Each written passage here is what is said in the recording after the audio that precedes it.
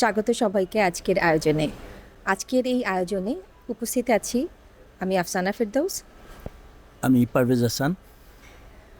আমাদের বিশেষ অতিথি আজকে উপস্থিত আছেন আমাদের সাথে, তিনি ইউরোপিয়ান স্ট্যান্ডার্ড স্কুলের প্রিন্সিপাল মোহাম্মদ মোর্শেদুল ইসলাম স্যার। স্যার, স্বাগত আপনাকে আমাদের আয়োজনে। ধন্যবাদ আমাকে এখানে ইনভাইট করার জন্য। আপনাদের সাথে কথা বলতে পেরে আমি আনন্দিত। স্যার, প্রথমেই জানতে চাইব, ইউরোপিয়ান স্ট্যান্ডার্ড স্কুল এর প্রতিষ্ঠা থেকে শুরু করে আজ 25 বছর ধরে এর যাত্রা চলছে। শুরু থেকে আজ পর্যন্ত এই যে যাত্রা, এ সম্পর্কে স্যার আমরা সবাই একটু জানতে চাই। অনেক স্বপ্ন নিয়ে আমরা আমাদের এই যাত্রা শুরু করেছি 2001 সালে। স্বপ্নটা ছিল একটা ইন্টারন্যাশনাল কোয়ালিফিকেশনকে আমাদের দেশের সন্তানদের জন্য নিয়ে আসা, যাতে করে তারা গ্লোবাল সিটিজেন হয়ে উঠতে পারে। এবং তারই অংশ হিসাবে আমরা বেছে নিয়েছি ব্রিটিশ কারিকুলামকে, এবং ব্রিটিশ কারিকুলাম সারা বিশ্বব্যাপী সমাদৃত। এবং এর একটি বিশেষত্ব হচ্ছে এটি এনকোয়ারি বেসড এডুকেশন প্রোভাইড করে। আমাদের ন্যাশনাল কারিকুলাম যেরকম, এখানে হচ্ছে ইনফরমেশন বেসড এডুকেশন। তো আমরা চাইছিলাম যেখানে বাচ্চারা ইন্টারাক্ট করবে, তারা প্রশ্ন করবে, প্রশ্নের মধ্য দিয়ে তারা শিখবে। তো সেদিক থেকে এই কারিকুলামটাকে আমরা বেছে নিয়েছি। আলহামদুলিল্লাহ অনেক রকমের অ্যাচিভমেন্ট আমরা এর মধ্য দিয়ে পেয়েছি, এবং আমাদের সন্তানরা তারা অনেকগুলো ধাপ পেরিয়ে আন্তর্জাতিক পরিমণ্ডলে পৌঁছেছে। বিভিন্ন দেশে এখন আমাদের শিক্ষার্থীরা আছে এবং আমাদের সাথে কানেক্টেড। এই পরিবারটা অনেক বিস্তৃত হয়েছে, কিন্তু শিকড় থেকে বিচ্ছিন্ন হয়নি। আচ্ছা স্যার, আপনার এত সুন্দর একটা ইচ্ছা বা এই যে উদ্দেশ্য নিয়ে এই স্কুলটা করা, আমরা আশা করব যে ইনশাআল্লাহ এই স্কুলটা আরও অনেক বড় হবে, অনেক দূরে যাবে, আরও অনেক মানে ভালো সিটিজেন তৈরি করবে। তো স্যার, আরেকটা কথা একটু না জানলেই না, বা জানতে ইচ্ছা করছে যে আমরা তো যতদূর জানি আপনি একজন প্রকৌশলী, আপনি বাইরে থেকে পড়াশোনা করে এসেছেন। তো এই জায়গায় বিদেশ থেকে এসে মানুষের প্রথম চিন্তা থাকে যে হ্যাঁ, আমি একজন একটা সরকারি চাকরিতে যাব বা একটা কর্পোরেট ওয়ার্ল্ডে ঢুকবো। তো আপনি শিক্ষকতায় কেন আসলেন? এটা একটু দীর্ঘ ইতিহাসের মতো। আসলে ইঞ্জিনিয়ারিং পাশ করে আসার পরে আমি প্রথমে একটি প্রাইভেট প্রতিষ্ঠানে জয়েন করি জুনিয়র ডিজাইন ইঞ্জিনিয়ার হিসাবে। ঠিকই বলেছেন, স্বপ্ন ছিল যে সরকারি চাকরিতে ঢুকবো, বিসিএস দেব, সরকারি চাকরিতে ঢুকবো এবং ইঞ্জিনিয়ারিং প্রফেশনেই থাকবো। এবং সেই অনুযায়ী প্রস্তুতিও নিচ্ছিলাম। এবং এর মধ্যেই একটি ইংরেজি মাধ্যম স্কুলে আমি কিছুদিন শিক্ষকতা করি, যেটা আমাকে আমার বিসিএসের প্রিপারেশনে সাহায্য করেছে। পরবর্তীতে আমি বাংলাদেশ রেলওয়েতে আমি জয়েন করি বিসিএসের মাধ্যমে। কিন্তু এই যে শিক্ষকতার যে স্বাদ আমি পেয়েছিলাম বিসিএসের এই জবে জয়েন করবার আগ দিয়ে, ওই স্বাদটাই আসলে আমার পুরো লাইফ প্যাটার্নটাকে চেঞ্জ করে দিয়েছে।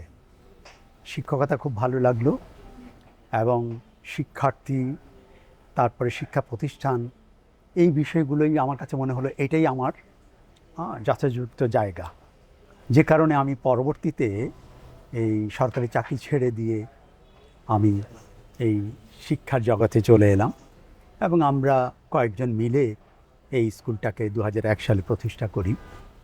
এবং নিজের মতো করে এখানে চেষ্টা করছি আমাদের সন্তানগুলোর সাথে যতটুকু সীমিত জ্ঞান আছে এটাকে ওদের সাথে শেয়ার করবার, ওদের মাঝে এটাকে একটু তুলে ধরবার এবং ওদেরকে লার্নিং প্রসেসটার মধ্যে ইনভলভ করা।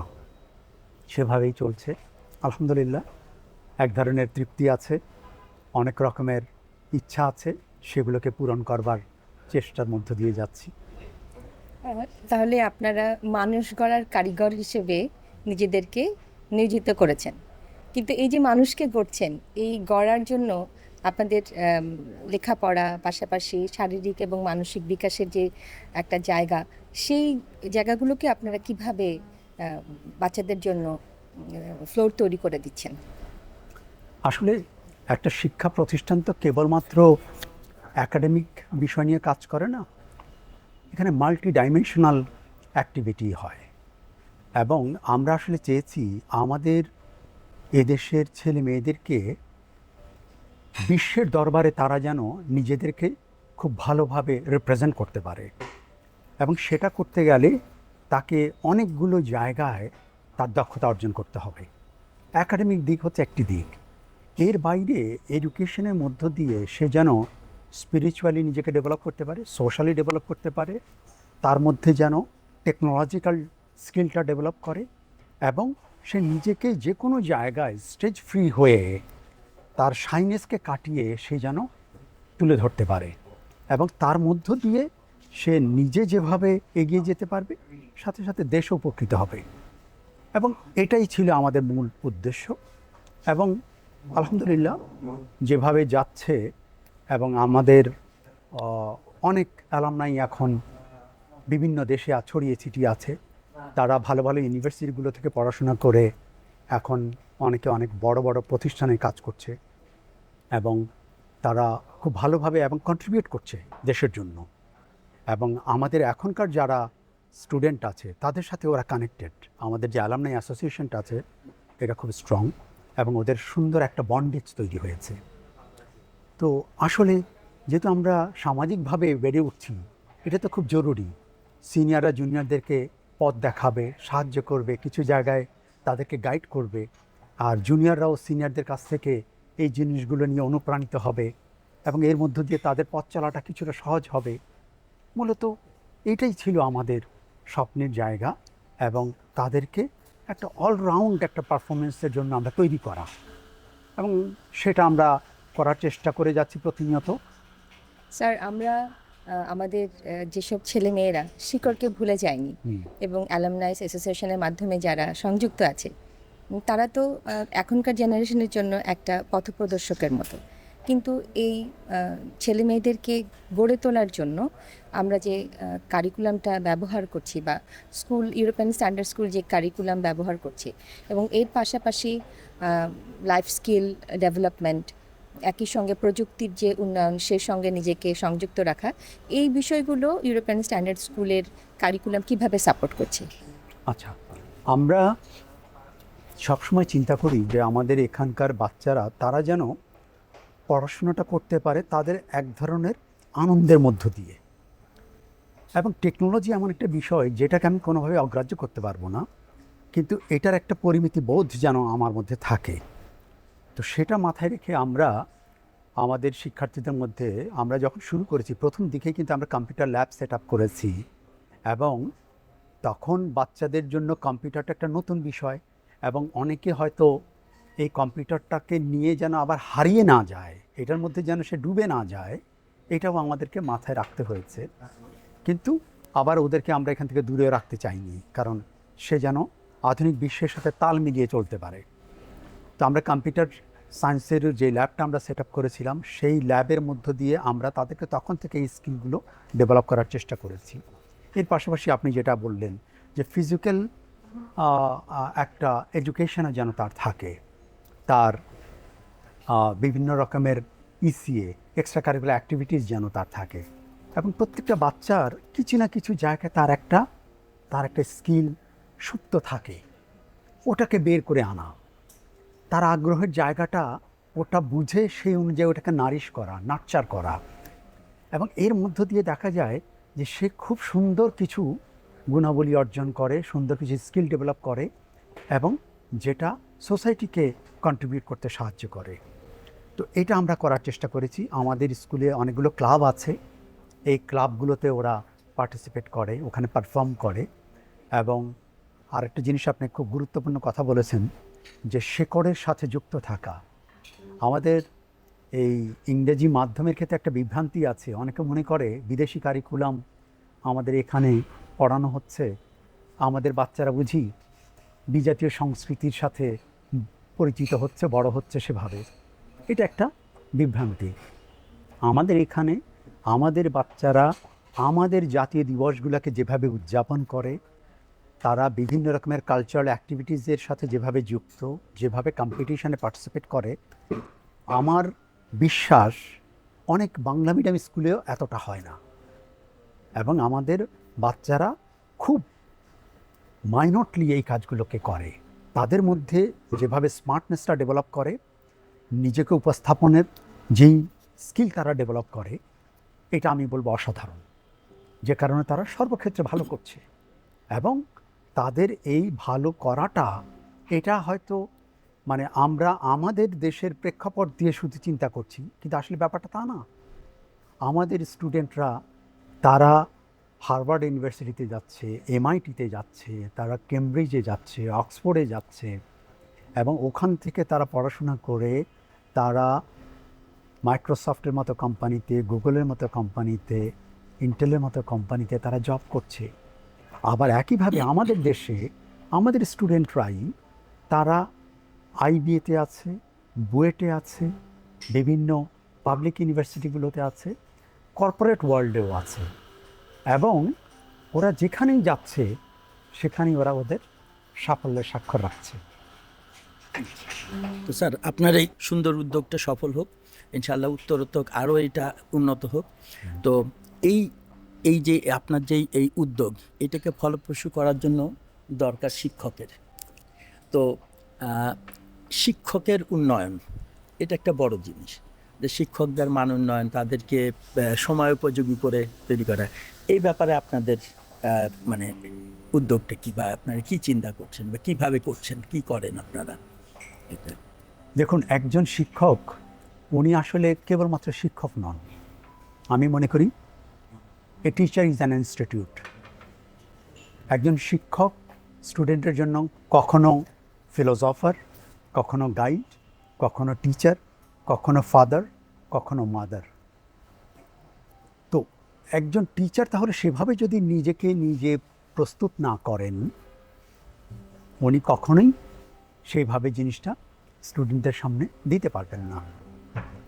তো এই কাজটা সুন্দরভাবে করার জন্য আমরা আমাদের শিক্ষকদেরকে আমরা সবসময় একটা কন্টিনিউয়াস ট্রেনিং প্রসেসের মধ্য দিয়ে তাদেরকে আমরা চালিত করি, এবং একাডেমিক জিনিস যেভাবে তাকে জানতে হবে, সিলেবাসের সাথে কতটা উনি পরিচিত, সেই পরিচিতিকরণ, এর পাশাপাশি লেসনটা কত এফেক্টিভ ওয়েতে বাচ্চাদেরকে দেওয়া যায় এবং ইন্টারঅ্যাক্টিভ ওয়েতে দেওয়া যায়, যেটা আমি প্রথমেই বললাম। এই ক্ষেত্রে বাচ্চাদের অংশগ্রহণটা খুব জরুরি। তো এই বিষয়গুলোকে খুব সুন্দরভাবে যদি আমরা সচল রাখতে চাই, তাহলে ট্রেনিং লাগবে, এর কোনো বিকল্প নেই।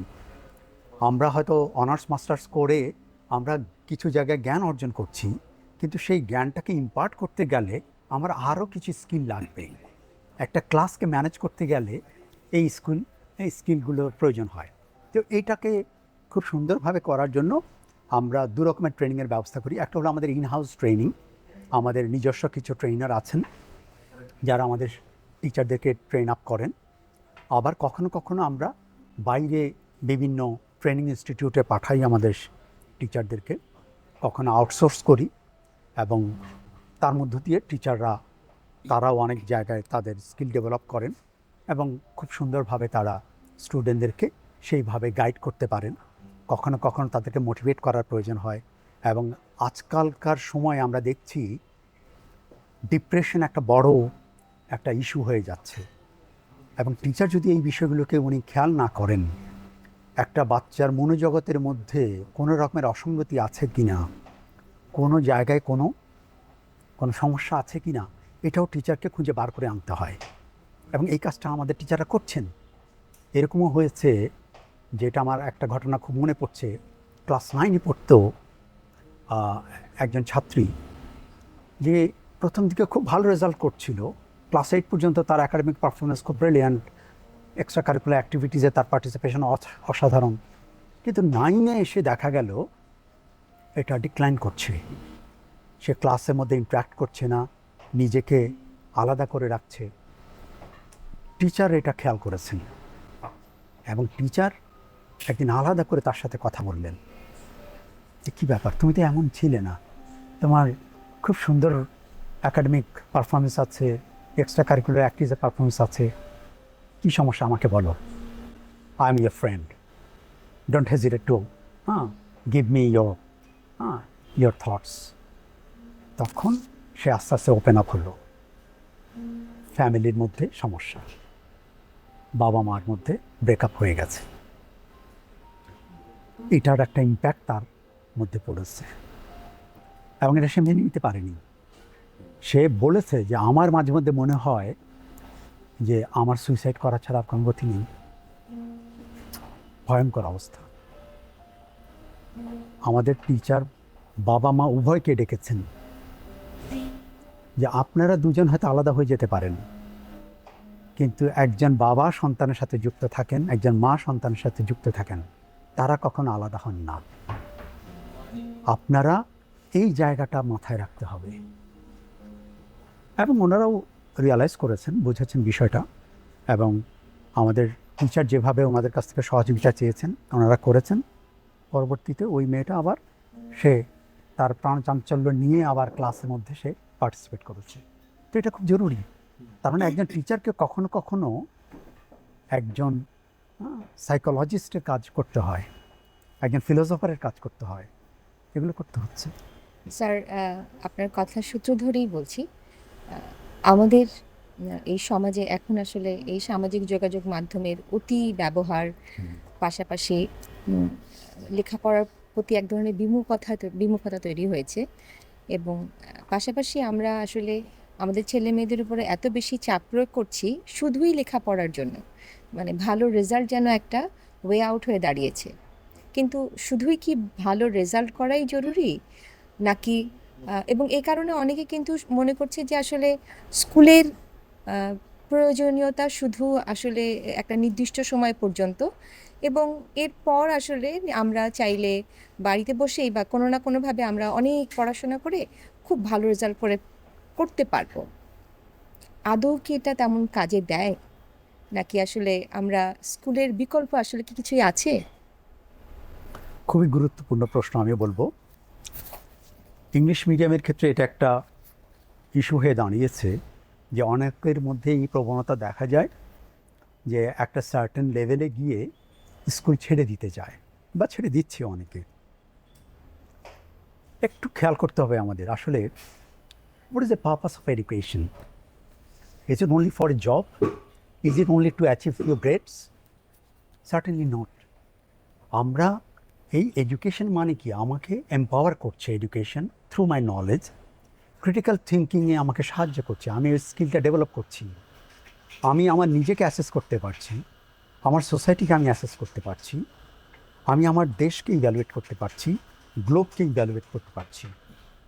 এবং শুধুমাত্র আমি রেজাল্টের মধ্যে সীমাবদ্ধ থাকছি না, তাহলে আমি স্পিরিচুয়ালি নিজেকে ডেভেলপ করছি, সোশ্যালজিক্যালি নিজেকে ডেভেলপ করছি, আমি আমার গ্লোব নিয়ে চিন্তা করছি, দেশ নিয়ে চিন্তা করছি। এই যে কাজগুলো আমার হচ্ছে, এটা হচ্ছে থ্রু এডুকেশনাল ইনস্টিটিউট। তার মানে হচ্ছে একটা স্কুল একটা বাচ্চাকে বিভিন্ন ডাইমেনশনে তাকে তৈরি করে, এবং পুরো প্রক্রিয়াটার মধ্যে যদি সে না থাকে সে তো আসলে যথাযথ মানুষ হয়ে বেড়ে উঠবে না। কারণ শুধুমাত্র কয়েকটা গ্রেডের জন্য সে একটা স্কুলে আসে না, এবং এটা সে স্কুলে বাইরে গিয়ে পাবে না। স্কুলে যে সোশ্যালাইজেশন হচ্ছে, এখানে বিভিন্ন টাইপের ফ্যামিলি থেকে স্টুডেন্টরা আসছে, তার অ্যাডাপ্টেবিলিটি, অন্যদের সাথে কিভাবে মিশতে হচ্ছে, শেয়ারিং, এই যে টিফিন নিয়ে আসছে ওরা, একজন আরেকজনের সাথে শেয়ার করছে, আমরা শেখাচ্ছি ওদেরকে you need to care for others, একসাথে মিলে খাবে এবং একের সমস্যায় আরেকজন এগিয়ে আসবে। আমাদের সোসাইটি তো এই জিনিসগুলোই চায়, এবং এটা কিভাবে হবে? স্কুল ছাড়া তো এটা অসম্ভব না। তাহলে আমরা যদি মনে করি যে কেবলমাত্র আমার কিছু গ্রেডসের দরকার কয়েকটা সাবজেক্টে, তাহলে এটা একটা বিভ্রান্তি, এবং এটাতে কখনো আমি আমার অভিষ্ট লক্ষ্যে যেতে পারবো না। আর এখন সোশ্যাল মিডিয়ার যে যুগ, আপনি যেটা বললেন, এটার দুটো দিকই আছে, পজিটিভ দিক যেমন আছে, নেগেটিভ দিকও আছে। অতএব প্র্যাগমেটিক ওয়েতে এটাকে ব্যবহার করা, পরিমিতি বোধটা থাকা খুব জরুরি। একটা স্কুলে থাকা মানে হচ্ছে এগুলোর মধ্যে একটা লিমিটেশন থাকবে, এবং আমরাও থাকবে, আমরা নিজেরাই তো বাচ্চাদেরকে টেকনোলজির সাথে সম্পৃক্ত করছি, ওদেরকে আমরা বিভিন্নভাবে ডেভেলপ করছি, ওরা এগুলোকে ইউজ যেন করতে পারে, ওরা যেন কোনোভাবে পিছিয়ে না থাকে। আবার এটাও আমাদের খেয়াল রাখতে হচ্ছে যে ওরা যেন ক্যারিড অ্যাওয়ে হয়ে না যায় কোনো একটা জায়গায়, যে এই সোশ্যাল মিডিয়ার অতি প্রয়োগ যেন ওদেরকে ডিভিয়েট না করে, লক্ষ্য থেকে সরে না যায়। লক্ষ্য থেকে সরে না যায়। তো এটা খুব খুব জরুরি। আমরা 25 বছর আগে যেইভাবে শুরু করেছিলাম তখন স্টুডেন্টদের সাইকোলজিক্যাল লেভেল যেরকম ছিল এখন তা নেই, এখন অনেক চেঞ্জ হয়েছে, তাদের কিন্তু অনেক রকমের ট্রান্সফরমেশন হয়েছে। তো এই ট্রান্সফরমেশন হয়তো অনেকে খুব নেগেটিভলি এটাকে দেখবে, কিন্তু আবার এটাকে পুরো নেগেটিভলি দেখলে চলবে না, আবার এটাকে পুরো ছেড়ে দিলেও চলবে না। ওদের ওদের জায়গাটাও আমাদের বুঝতে হবে। এখন টেকনোলজির যুগে আমরা ওদেরকে কনফাইন করে রাখতে পারবো না, আমরা ওদেরকে গ্লোবাল সিটিজেন হিসাবেই তৈরি করতে হবে। আরেকটা দেশে কি হচ্ছে, ওখানকার ইয়াং জেনারেশন কি করছে ওরা জানছে, অতএব ওখানকার টেকনোলজি কেমন ওরা জানছে, ওখানকার চ্যালেঞ্জেস কী কী ওরা জানছে। তো আমরা যদি সেটার সাথে একটা সমন্বয় করে ওদেরকে তৈরি না করি, ওরা তো গ্লোবে গিয়ে হারিয়ে যাবে, টিকতে পারবে না, আমাদের দেশ পিছিয়ে যাবে। তো এই জায়গাগুলোতে স্কুল কাজ করতে পারবে। আমরা তো বিভিন্ন ইউনিভার্সিটির সাথে আমাদের কাজ হচ্ছে, আমাদের স্টুডেন্টরা যখন বাইরে যাচ্ছে আমরা তাদেরকে রেকমেন্ডেশন দিচ্ছি। হ্যাঁ, একটা খুব গুরুত্বপূর্ণ ভূমিকা ইউরোপিয়ান সানডে স্কুল পালন করছে।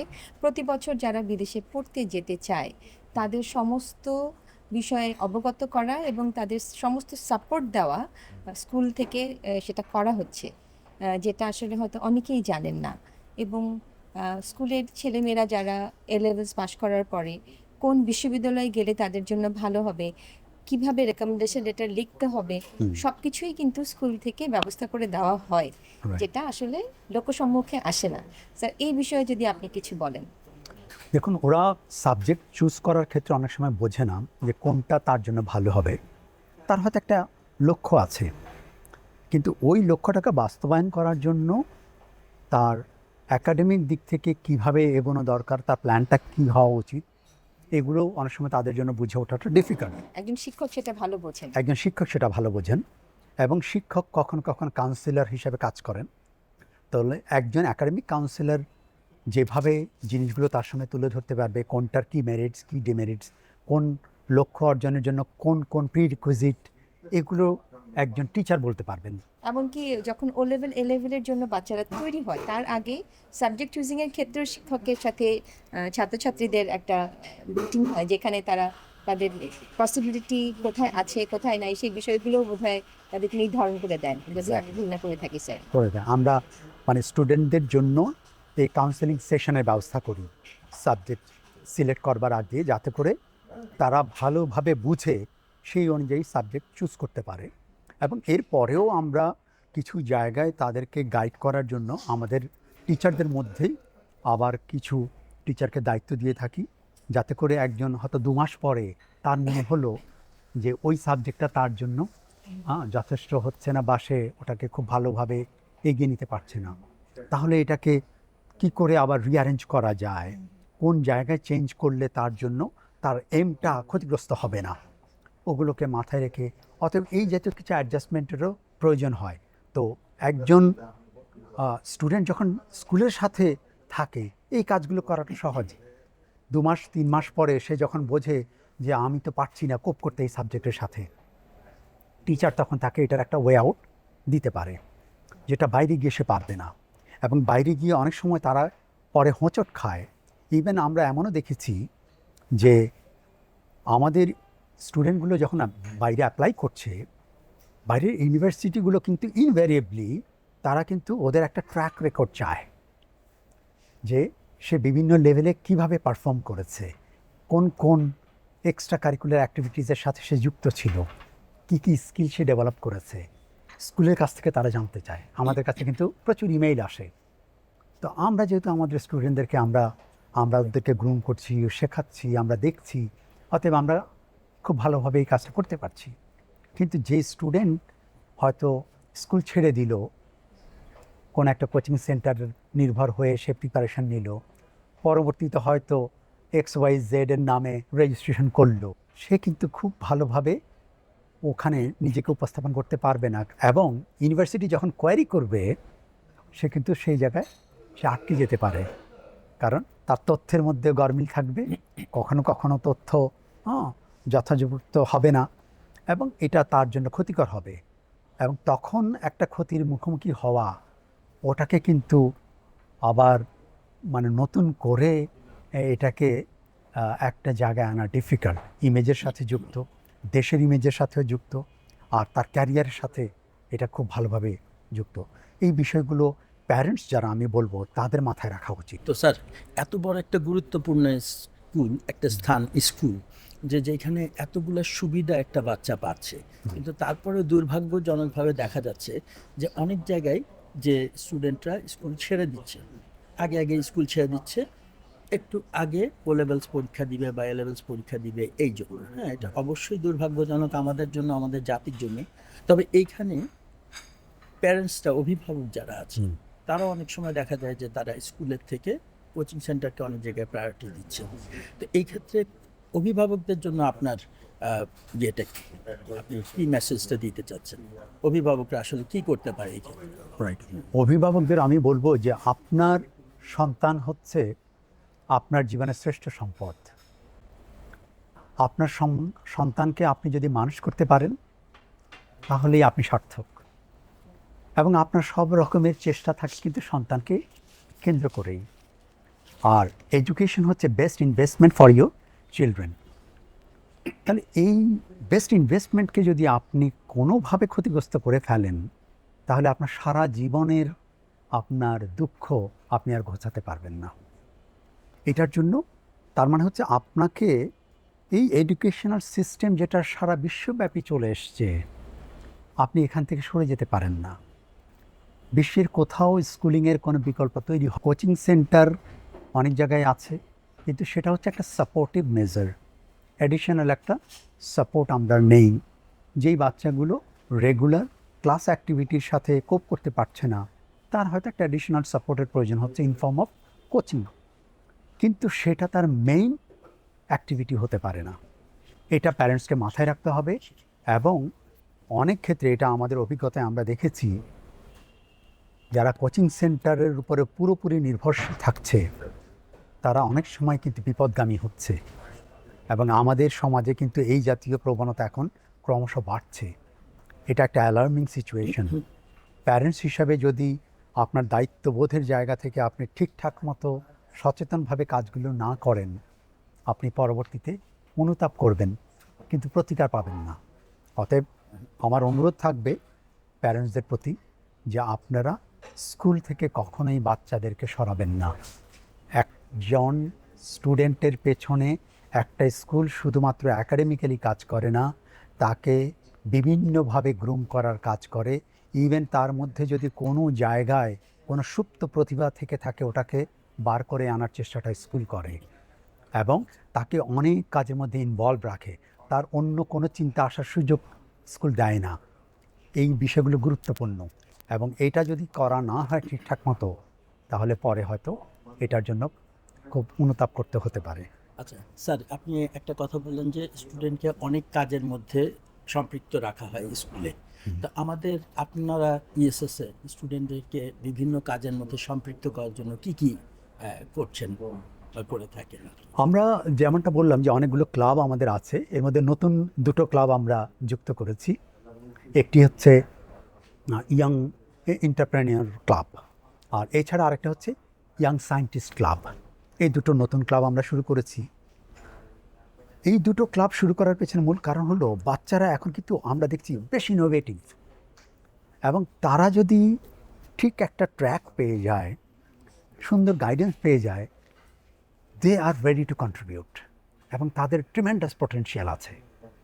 তো আমাদের চিন্তা হলো, তাহলে এই পটেনশিয়ালটাকে খুব সুন্দরভাবে যদি আমরা কাজে লাগাতে পারি, তাহলে মানে দেশ উপকৃত হবে, পুরো গ্লোব উপকৃত হবে।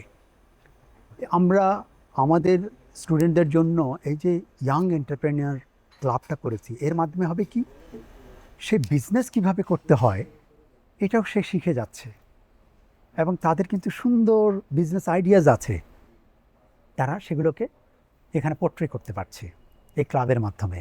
এই ক্লাবে কম্পিটিশন হচ্ছে, শার্ক ট্যাঙ্ক হচ্ছে, তারা তাদের প্রজেক্টগুলোকে উপস্থাপন করছে, বিভিন্ন রকমের বিজনেস মডেল তারা দাঁড় করাচ্ছে এবং এর মধ্যে দিয়ে অন্যরা শিখছে।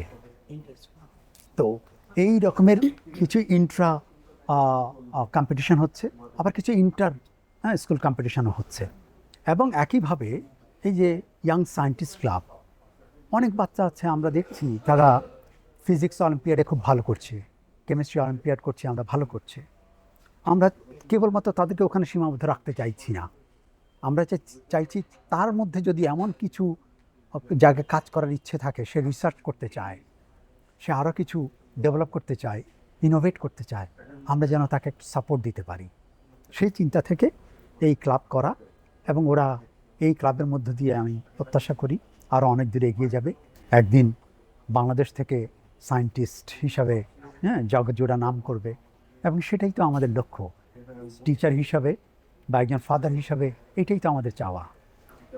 স্যার, আমি যতদূর জানি ইউরোপিয়ান স্ট্যান্ডার্ড স্কুলের শিক্ষক এবং ডিরেক্টররা সকলে ছেলে মেয়েদের প্রযুক্তিগত নলেজ বাড়ানোর জন্য, ল্যাঙ্গুয়েজ স্কিল বাড়ানোর জন্য, এমনকি তাদের উপস্থাপনা, বিভিন্ন বিষয়ে উপস্থাপনাকে আরও উন্নত করার জন্য নিরলস কাজ করে যাচ্ছেন। তারা ছেলে মেয়েদেরকে নিয়ে নাসায় গেছেন, তারা সামার ক্যাম্পে যাচ্ছেন, তারা জার্মান ল্যাঙ্গুয়েজ শেখানোর মাধ্যমে জার্মানিতেও ছেলে মেয়েদেরকে ঘুরতে পাঠাচ্ছেন। এবং ডিউক অফ এডিনবরার একটা কোর্স আমাদের স্কুলে আছে, পাশাপাশি এমইউএন হচ্ছে, পাশাপাশি কমিউনিকেশন স্কিল বৃদ্ধির জন্য নানা রকম আয়োজন সেখানে আছে। বললে ভুল হবে না যে যখন আমাদের বিভিন্ন প্রতিষ্ঠানগুলোর মধ্যে মানে ছেলে মেয়েদেরকে খেলাধুলার জন্য বিদেশে নিয়ে যাওয়ার কথা ভাবতেই পারে না, তখন ইএসএসের ছেলেরা বিদেশে ফুটবল টুর্নামেন্টে গিয়ে অংশগ্রহণ করেছে এবং সেখানে জিতেও এসেছে, যেটা আসলে অভাবনীয় বিষয়। হয়তো আজকের ছেলেমেয়েরা সে কথা জানেই না। স্যার, সেই ইতিহাসটা আমাদের সাথে একটু যদি শেয়ার করেন তাহলে সবাই জানতে পারবে।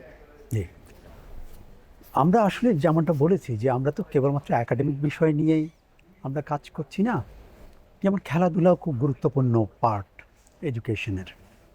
তো এবং আমাদের স্টুডেন্টদের জন্য বিভিন্ন রকমের খেলাধুলার ব্যবস্থা করা, কম্পিটিশনের ব্যবস্থা করা, এবং এটা কেবলমাত্র দেশের মধ্যে সীমাবদ্ধ না রেখে ইভেন দেশের বাইরে নিয়ে যাওয়ার একটা চিন্তা আমাদের মধ্যে সব থেকে সবসময় ছিল, এবং প্রথম থেকেই আমরা এই কাজটা করার চেষ্টা করেছি।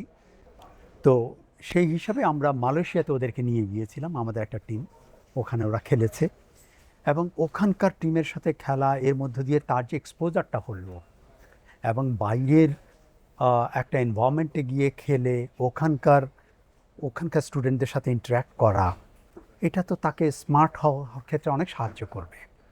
এবং তার এই লার্নিং প্রসেসটা, এটা কখনোই শুধুমাত্র স্কুলের গণ্ডির মধ্যে রাখলে এটা সে পাবে না। তো এটা আমরা চিন্তা করেছি, আমাদের মাথায় ছিল। একইভাবে নাসাতে আমরা চিন্তা করেছি যে ওখানে গেলে ওরা দেখবে যে কী করে সায়েন্টিস্টরা যে এই যে রকেট উৎক্ষেপণ হচ্ছে, ওরা যদি এটা নিজেরা দেখে, মানে লাইভ দেখে, তাহলে এটা তো ওদের জন্য অনেক ইন্সপিরেশনাল হবে। সেই চিন্তাটা থেকেই আমরা ওদেরকে নিয়ে গেলাম, এবং ওরা খুব এটা দেখে দে আর অ্যামেজ যে এত সুন্দর করে ওরা কাজ করছে। তাহলে এই ধারণাগুলো কিন্তু দেশে থেকে সবসময় পূর্ণাঙ্গভাবে পাওয়া সম্ভব না।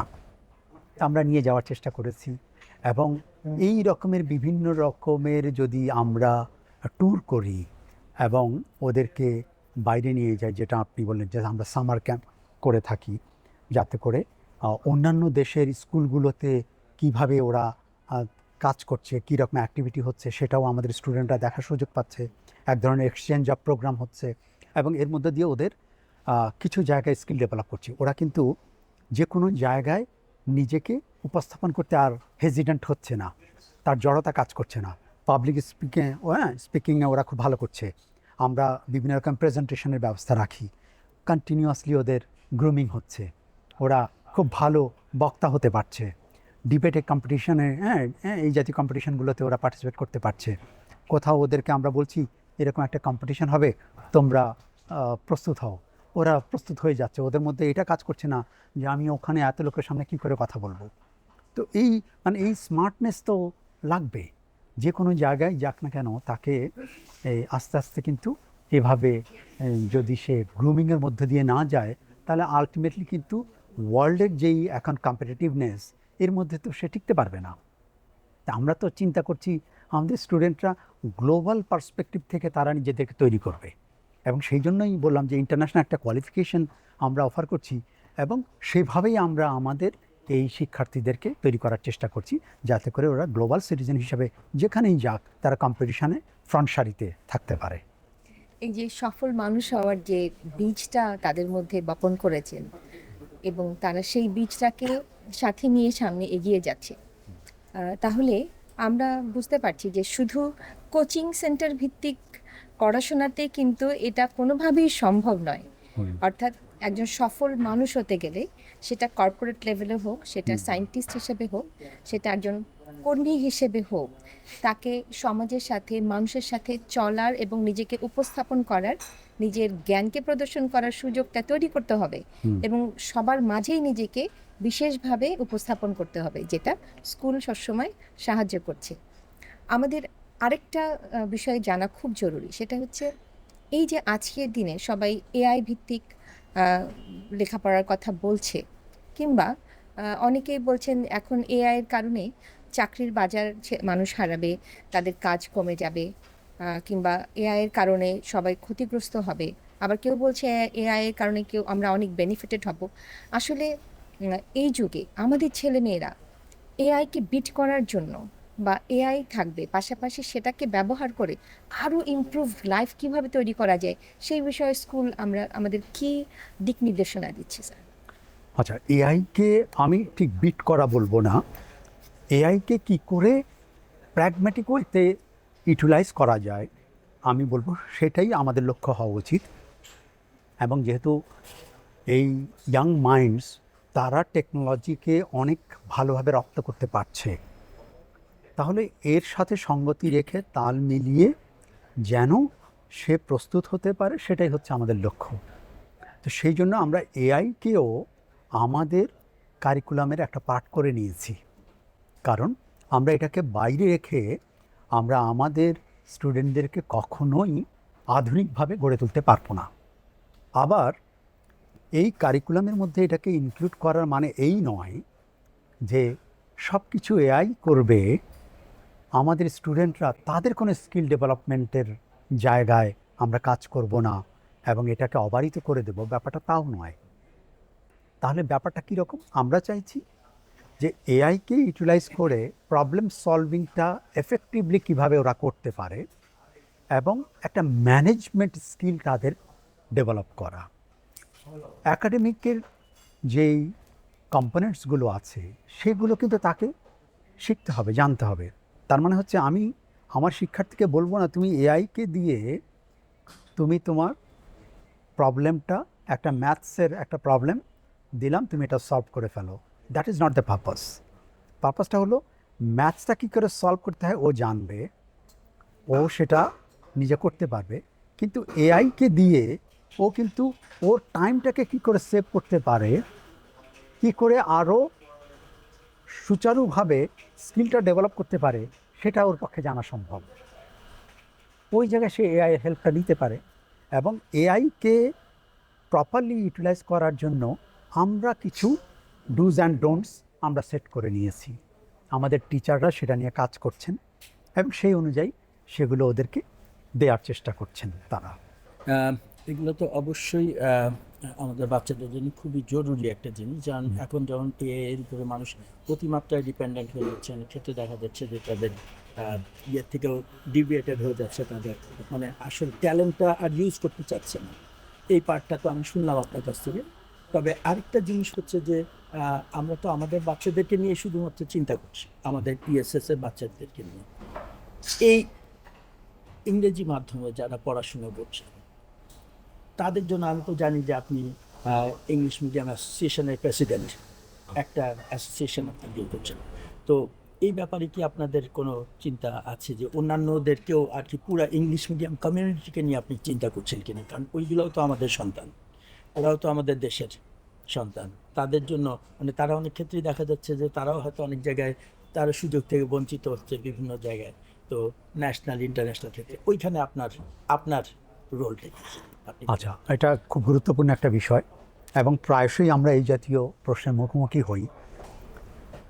দেখুন, একটা সময় ছিল যখন এই ইন্টারন্যাশনাল কোয়ালিফিকেশনস নিয়ে যারা পড়াশোনা করতো তাদের জন্য আমাদের দেশে পাবলিক ইউনিভার্সিটিগুলোতে অ্যাডমিশন টেস্টে অ্যাপিয়ার করারই সুযোগ ছিল না। তারা অ্যাডমিশন টেস্টে অ্যাপ্লাই করতে পারতো না। আমরা এটা নিয়ে কাজ করেছি। একটা সময়ে অ্যাডমিশন টেস্টে ওদেরকে অ্যালাউ করা হলো, যদিও ওরা অ্যালাউ করা হলো, ওরা পার্টিসিপেট এখন করতে পারছে, কিন্তু ওদের জন্য বড় চ্যালেঞ্জ হয়ে দাঁড়ালো যে ন্যাশনালি যে কারিকুলামটা আমাদের দেশে চলছে সেটার উপরে বেস করেই কিন্তু পাবলিক ইউনিভার্সিটিগুলোর অ্যাডমিশন টেস্ট হচ্ছে। আমাদের স্টুডেন্টরা যেহেতু তারা ইন্টারন্যাশনাল কোয়ালিফিকেশান নিয়ে তারা পড়াশোনা করছে, তো এটা সামঞ্জস্যপূর্ণ হচ্ছে না, ওরা একটু চ্যালেঞ্জের মুখোমুখি হচ্ছে। যদিও আমাদের স্টুডেন্টরা এর মধ্যেও কোয়ালিফাই করছে, তারা ন্যাশনাল কারিকুলামের ওই জিনিসগুলোকে অ্যাডিশনালি একটু রপ্ত করে সেই অনুযায়ী অ্যাডমিশন টেস্ট দিয়ে কোয়ালিফাই করে আমাদের স্টুডেন্টরা, যেটা বললাম যে বুয়েটে, মেডিকেল কলেজগুলোতে বা বিভিন্ন পাবলিক ইউনিভার্সিটিতে তারা কোয়ালিফাই করছে বা পড়ছে। কিন্তু আসলে এক ধরনের বৈষম্যের শিকার তারা হচ্ছে। আমরা এই বৈষম্যটাকে দূর করার জন্য আমরা অনেক দিন ধরে কাজ করছি এবং তারই ফলশ্রুতিতে এবারে একটা বড় অ্যাচিভমেন্ট আমাদের এসছে যে আমাদের এই ইংরেজি মাধ্যমের শিক্ষার্থীদের জন্য ঢাকা ইউনিভার্সিটিতে আলাদা প্রশ্নপত্রে ওদের জন্য অ্যাডমিশন টেস্টের ব্যবস্থা এই বছর থেকেই এটা হতেই যাচ্ছে। এটা অলরেডি হয়ে গেছে আমাদের জন্য, আলহামদুলিল্লাহ। এটা একটা বড় আমাদের প্রাপ্তি। কিন্তু আমরা আসলে এই জায়গাটাতেই থেমে থাকতে চাইছি না। আমরা চাইছি যে সমান সুযোগ যেন আমাদের এই শিক্ষার্থীদের জন্য সবকটা পাবলিক ইউনিভার্সিটিতে থাকে, ইঞ্জিনিয়ারিংয়ের জন্য থাকে, মেডিকেল কলেজগুলোর জন্যও থাকে, এবং সেটা নিয়ে আমরা কাজ করছি এবং সেটা নিয়েও আমরা ইনশাল্লাহ একটা সুখবর আপনাদেরকে দিতে পারবো আশা করছি অতি শীঘ্রই। এবং এটা না হলে ওরা তো বৈষম্যের শিকার হবে এবং ওরা তো আমাদের দেশেরই সন্তান। এবং এখন যেমন একটা প্রবণতা তৈরি হয়ে গেছে দেশে বাইরে চলে যাওয়ার, তখন কিন্তু এই প্রবণতাটা কমবে। কারণ আমাদের দেশের মেধা আমাদের দেশে যদি থাকে, সেটার যদি এখানেই একটা নার্চারিংয়ের সুযোগ থাকে এবং এখানেই কন্ট্রিবিউশনের সুযোগ থাকে, আমরা কেন এটা নষ্ট করব?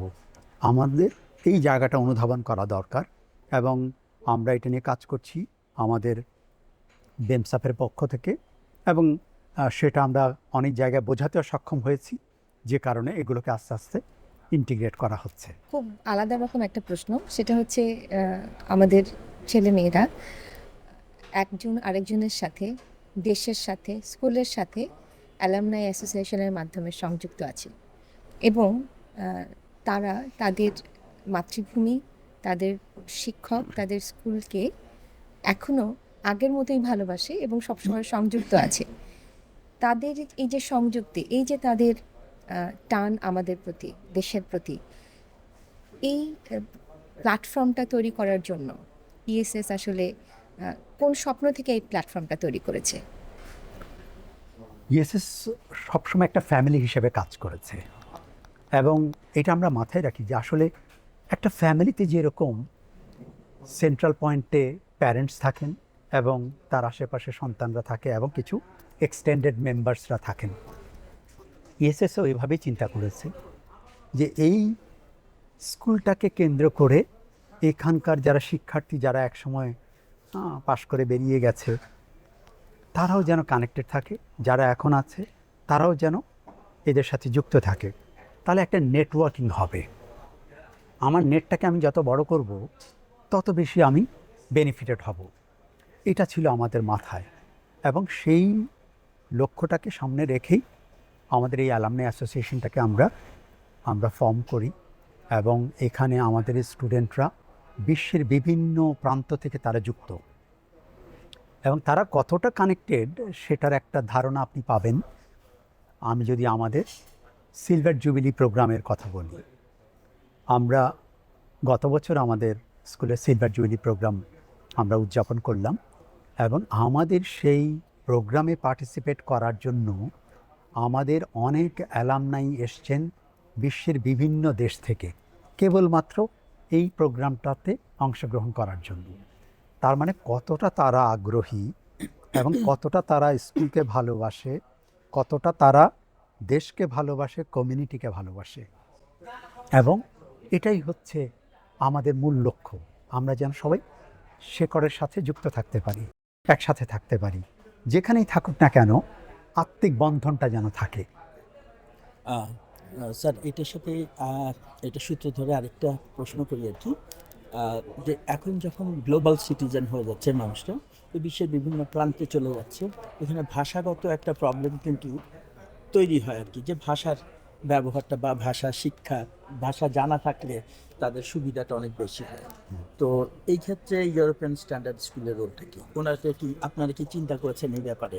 আচ্ছা আচ্ছা আচ্ছা, এই প্রসঙ্গে আমি প্রথমে একটা বিভ্রান্তি আগে দূর করার জন্য বলবো, ইংরেজি মাধ্যম স্কুল মানে নিজের মাতৃভাষাকে অগ্রাহ্য করা নয়। আমাদের স্কুলে আমরা আমাদের মাতৃভাষাকে যথাযুক্ত সম্মান দিয়ে আমাদের ভাষার মানে শিক্ষা এবং সম্প্রসারণের জন্য যেমন কাজ করছি, একইভাবে আন্তর্জাতিক বিভিন্ন ভাষাকেও আমরা এখানে আস্তে আস্তে ইনক্লুড করার চেষ্টা করছি। আমাদের যেমন শিক্ষার মাধ্যম হচ্ছে ইংরেজি, ইংরেজি হচ্ছে সারা বিশ্বব্যাপী সবচেয়ে গ্রহণযোগ্য আন্তর্জাতিক ভাষা। তো এখানে যেহেতু আমাদের বাচ্চারা মিডিয়াম অফ ইনস্ট্রাকশন হিসেবে ইংরেজিকে পাচ্ছে, অতএব অটোমেটিক্যালি তাদের ইংরেজিতে একটা দক্ষতা তৈরি হয়ে যাচ্ছে, তারা বিশ্বে যেখানেই যাচ্ছে ইংরেজিতে অনর্গল কথা বলতে পারছে। কিন্তু এটার মধ্যেই আসলে যথেষ্ট আমরা তৃপ্তিবোধ করছি না। আমরা মনে করছি এখন যদি আমাদের বাচ্চাদেরকে বিভিন্ন দেশে তাদেরকে যেতে হয় এবং কম্পিটিশনে টিকতে হয়, তাহলে এই দুটো ভাষার পাশাপাশি তার থার্ড বা ফোর্থ ল্যাঙ্গুয়েজের স্কিলও লাগবে। মানে হচ্ছে বাংলা আমার মাতৃভাষা, ইংরেজি এর পরের ভাষা তারা সেটা রপ্ত করছে, এরপরে একটি ভাষা হিসাবে আমরা বাচ্চাদের মধ্যে কিছু অপশন রাখার চেষ্টা করেছি। তারই অংশ হিসাবে আমাদের স্কুলে বর্তমানে আরও আন্তর্জাতিক দুটো ভাষা আমরা শেখাচ্ছি। একটি হচ্ছে জার্মান ল্যাঙ্গুয়েজ আর একটি হচ্ছে অ্যারাবিক ল্যাঙ্গুয়েজ। এবং এই দুটো ভাষার মধ্য দিয়ে তারা বিশ্বের বিভিন্ন দেশে গিয়ে এই ভাষা জানার অ্যাডভান্টেজ তারা পাচ্ছে এবং পাবে আরও। এখন আমাদের আরও লক্ষ্য হচ্ছে আমরা আরও কিছু ইন্টারন্যাশনাল ল্যাঙ্গুয়েজ আমাদের এখানে আমরা ইনক্লুড করব, যেমন চাইনিজ ল্যাঙ্গুয়েজকে আমরা এরপরে ইনক্লুড করতে যাচ্ছি, যাতে করে ইন্টারন্যাশনাল ল্যাঙ্গুয়েজগুলো ওরা শিখবে, জানবে, ওরা বিজনেসের দিক থেকে অ্যাডভান্টেজ পাবে, ওরা ওখানে জব করার ক্ষেত্রে অ্যাডভান্টেজ পাবে এবং সব রকমের কমিউনিকেশন যেন ওদের জন্য স্মুথ হয়, ইজি হয়, এটাই হলো আমাদের টার্গেট। স্যার, তাহলে আমরা তো বুঝলাম যে আমাদের ছেলে মেয়েরা দেশের জন্য, বিশ্বের জন্য তৈরি হয়েছে। এই 26-27 যে সেশনটা সামনে আসছে, এই সেশনের জন্য ইউরোপিয়ান স্ট্যান্ডার্ড স্কুলের পরিকল্পনাটা কেমন? আচ্ছা, আমরা আমাদের স্টুডেন্টদেরকে আমরা কিছু লাইফ সেভিং স্কিলের সাথেও আমরা ওদেরকে যুক্ত রেখেছি এবং এই লাইফ সেভিং স্কিলের আরও কিছু সম্প্রসারণ আমরা আমাদের এই আপকামিং সেশনে ইনক্লুড করছি। যেমন সুইমিং, এটা একটা গুরুত্বপূর্ণ লাইফ সেভিং স্কিল যেটা ওদের খুব দরকার বলে আমরা মনে করি। বাংলাদেশ একটা নদীমাতৃক দেশ, এখানকার বাচ্চারা সাঁতার জানবে না, এটা হতে পারে না। তো আমরা এটাকে আমাদের কারিকুলামের মধ্যে ইনক্লুড করছি।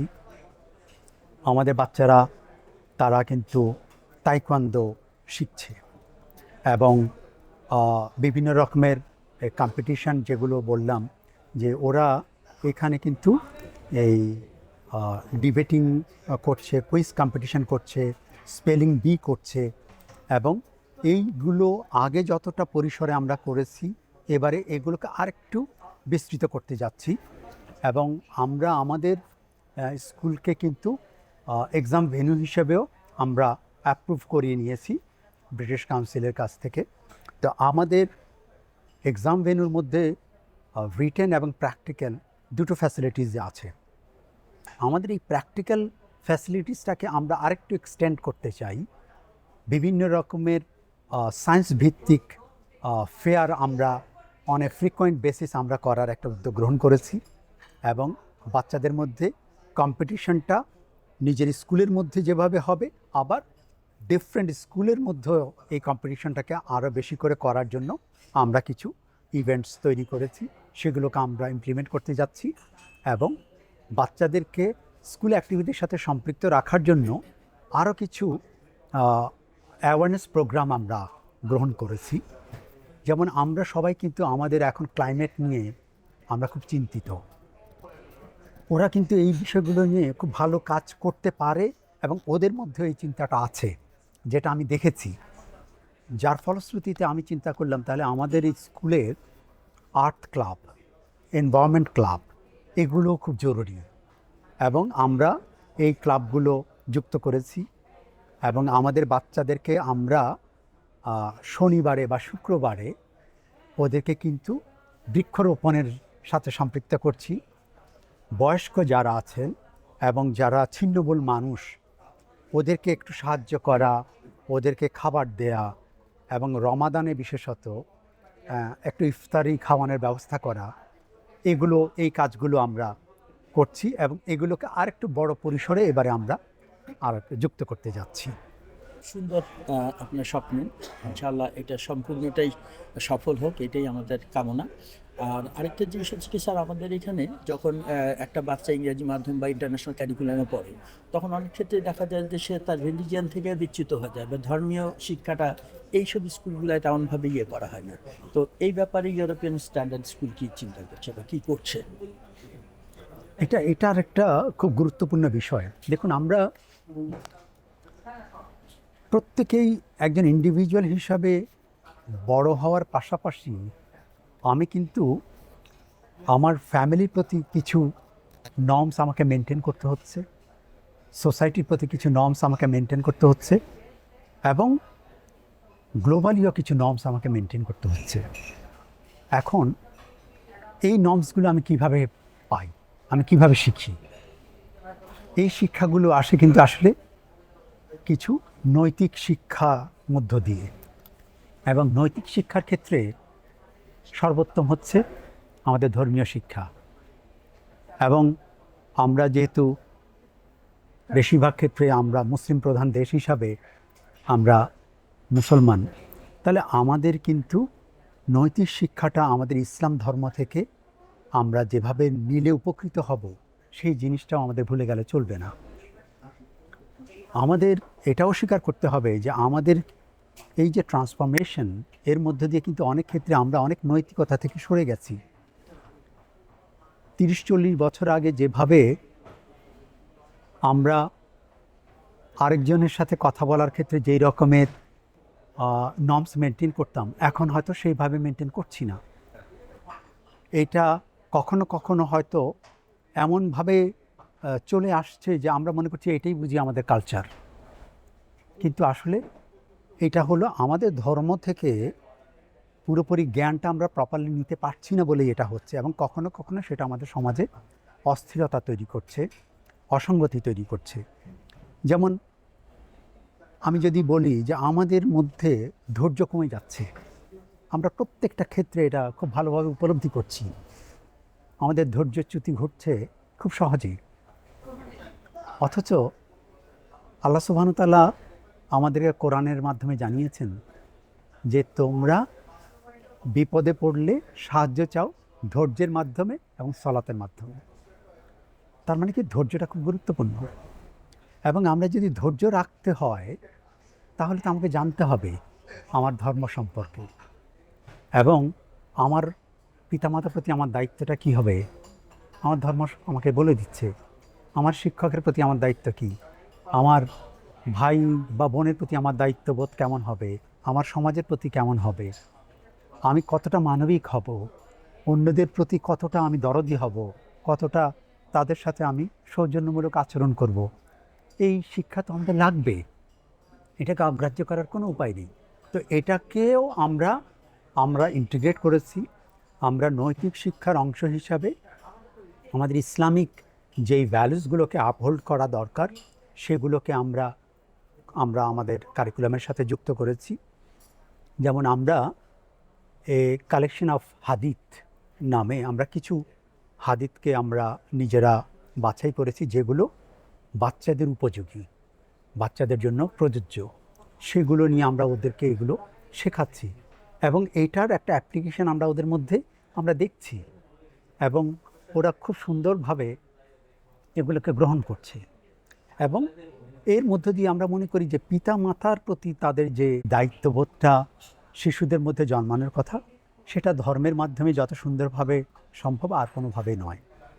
এবং আমরা দেখেছি এই ছোট ছোট বাচ্চাদের মধ্যে ওদের অসাধারণ একটা ক্ষমতা আছে শেখার, এবং আমরা ইসলামিক যে টিচিংগুলো ওদেরকে দিচ্ছি ওরা খুব সুন্দরভাবে এটাকে গ্রহণ করছে এবং সেটা তারা তাদের ব্যক্তি জীবনে প্রয়োগ করছে।